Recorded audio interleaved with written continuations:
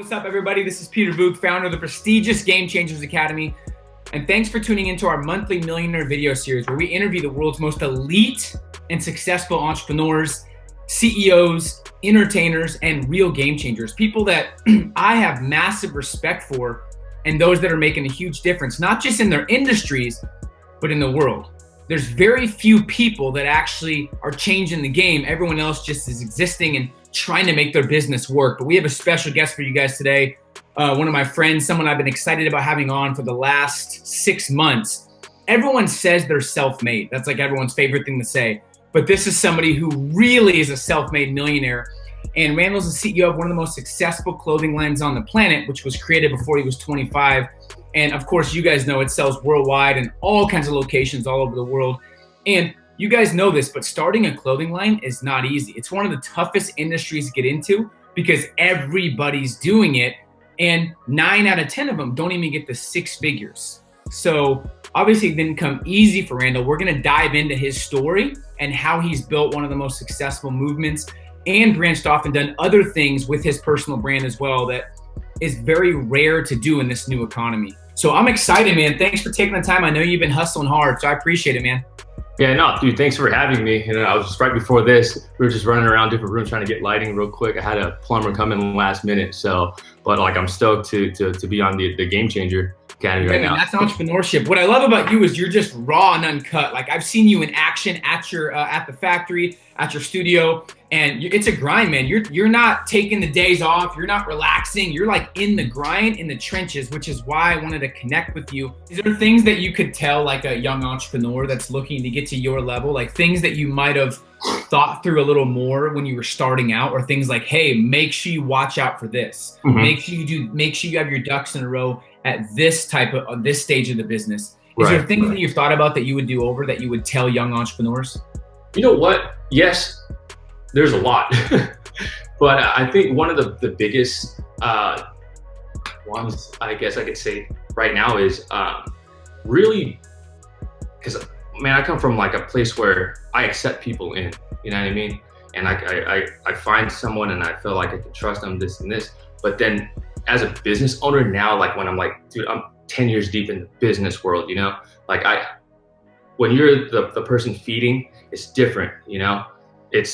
You got to really cover your tracks, you know, when you do the hiring and all that stuff, giving job titles and, you know, and delegating the work. You got to make sure everything is very transparent and make sure everything is documented.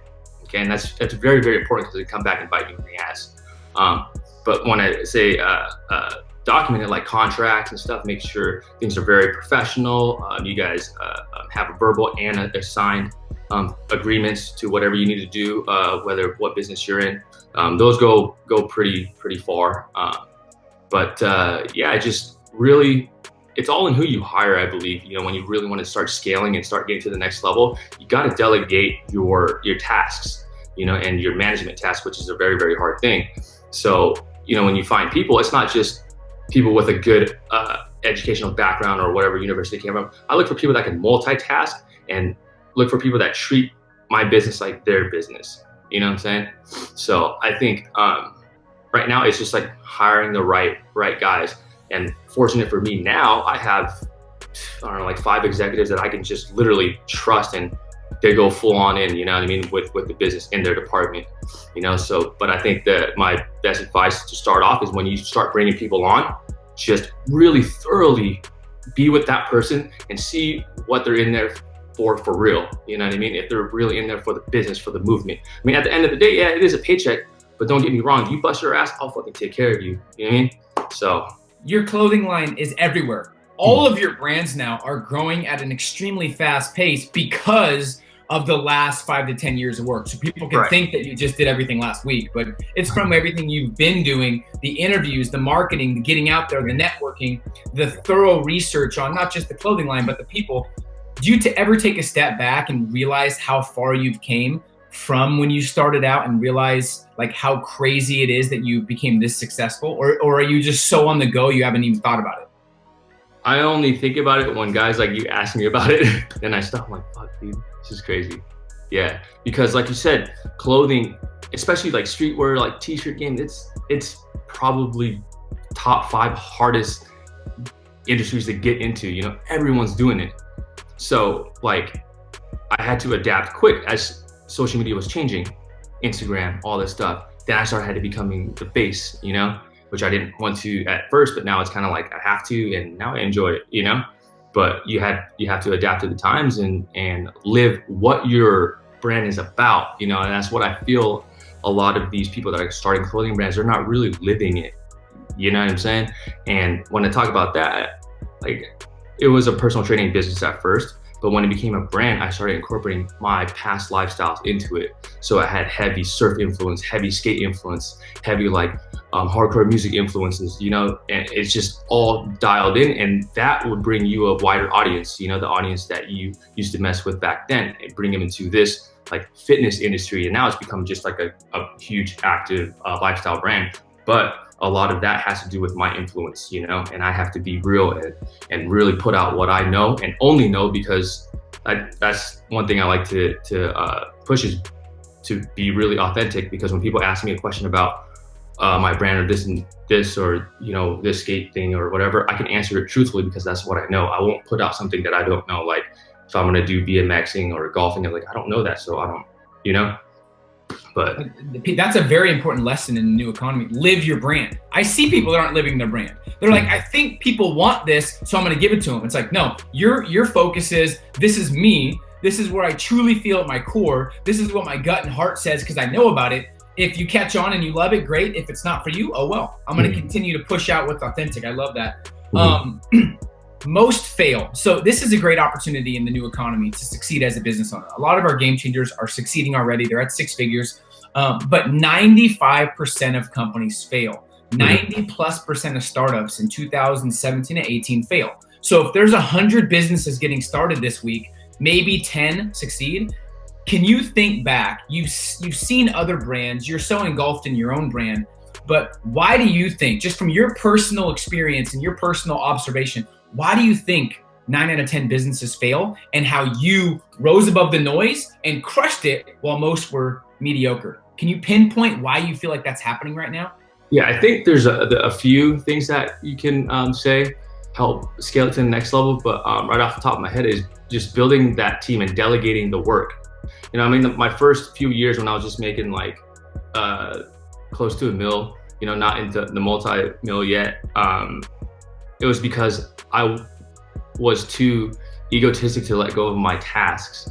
You know, like I was the designer. No, I need to design. I need to see everything, to the point where I'm like, okay, this is retarded. You know, if I keep doing this, I'm going to stay here in one place forever, if that, you know. So then I have to start delegating my tasks, but not just delegate, but scale at the same time. So hired multiple designers, contractors, and then now with the shipping department and stuff like that too, hiring a manager to take care of that, and then hiring a manager for customer service, you know, just little things in place. But I had to make sure, it was hard because I came from a startup. I didn't have capital, you know, so I had to do it strategically, like part-timers, whatever, contractors, until now, you know, these guys are like full-on salary workers and, you know, getting full benefits and stuff. But before that, I think delegating, you know, is the best. And don't get me wrong, like I was talking first about trusting people, getting to know them. You get to a point now, you kind of know how to cover your tracks. So then if something doesn't work out, it's okay. You know what I'm saying? So that's where we're at now. And I just tell people, like, I can go 100% here, or 90%, 90, 90, 90, or only like spread myself in 5 areas, whether or now I can hire 100 people and go 60%, but that's going to be outweighing, you know, my what do you call it, task myself that I can do, you know what I'm saying? So social media, for companies watching, everybody wants to, if you're not building a brand, if you're not focused on social media, doesn't matter what kind of business you have, if you're not positioning your brand online, you're going to get killed the next couple of years. Oh, so yeah. What have you learned? And this is kind of a long-winded question, so however you want to answer it, I just want you to give some tactics and guidance based on your experience on how to market your brand, how you're doing it on Instagram and Facebook, and kind of what the focus is for you, and maybe shed some light on that for the entrepreneurs watching. So like that goes back to being authentic and being real. So not that doesn't necessarily only go for me. So when I pick models or ambassadors that are going to represent my clothing brand, sure, I can throw it on this person that has, 8 million followers, but do I really want that person representing the authenticity of the brand? Do they represent us well, So when I built this team of marketing, the team of social media, the athletes or whatever, I made sure they fit the part perfectly, that represents not just the brand, but myself as well, a reflection of me, So I think that's very, very, very huge, because people will see that, we'll see right through it, whether this person just took a sponsorship because, they paid him, whatever. It's like, nah, this person wants to be a part of us. They came and asked for us, so the team is nice and tight. Everyone has the same visions, same goals, and just go from there and literally capitalize off of the media point too, videos, pictures. We have a certain style that we shoot, a certain vision every time we shoot videos, so everything stays very, very themed. But I think what separated was we were able to create a small team, but create a big buzz, because we didn't add everybody that wanted to be a fitness model on our team. You had to fit the part. It was very exclusive, because I come from the streetwear side. You can't just go out and find this stuff on the internet. You had to know people. You had to you know what I'm saying? It's super underground, and that's the vibe that I want. Obviously, it's out there now, but when you look at the brand, you can see that it came from that type of place. You're still keeping it exclusive, though. I can tell, because when we were at your warehouse, you were doing a lot of your own shooting, and you were very meticulous and very particular on the shoot, on the new clothes, on the design. I don't think people understand how much focus and care you give to your products and your models, and the people need to realize that it's not just oh, they look good, let's have them model it. Yeah, no, exactly. Yeah, for sure. They not only have to look good, but they have to speak well, represent the brand well. What have they done to impact people prior and now? There's a lot of background checks that go through that if you want to be part of our team of ambassadors for athletes. So here's what I got for brand. So authentic, be super authentic. Have a theme that meshes with the overall brand.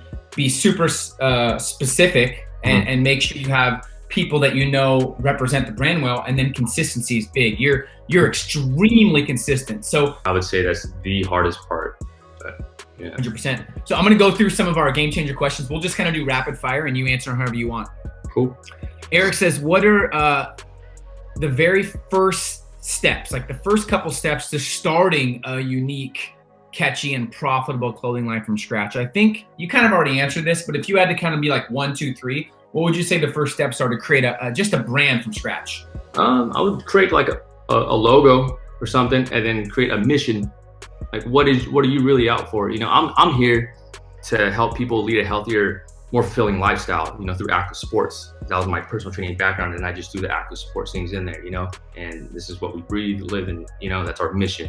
So you got to find out what your mission is, and maybe create a logo, and then as far as merch, do a little test template and put it up and just see if people buy it or not, and that's what I did.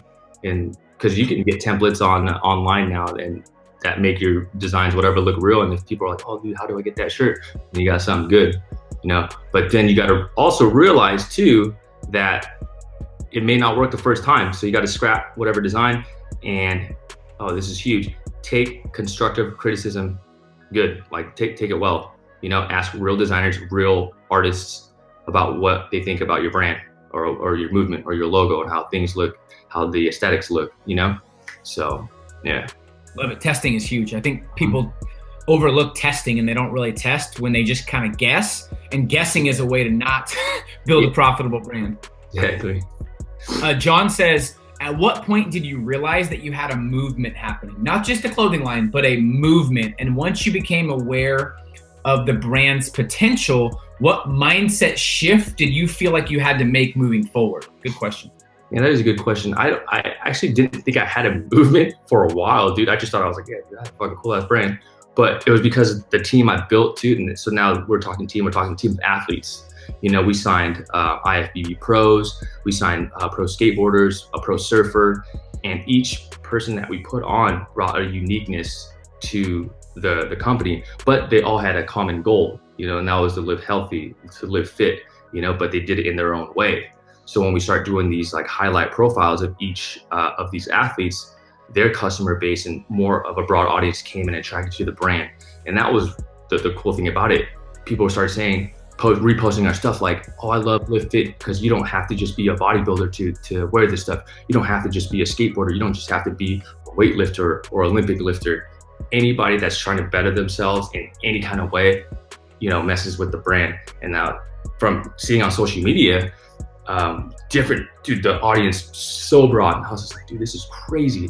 You know, this guy from across the world doing this is buying LVFT or supporting us. I was like, holy crap, you know, this is something, this is a movement, you know? So that's when I realized, I was like, oh shit, okay, yeah.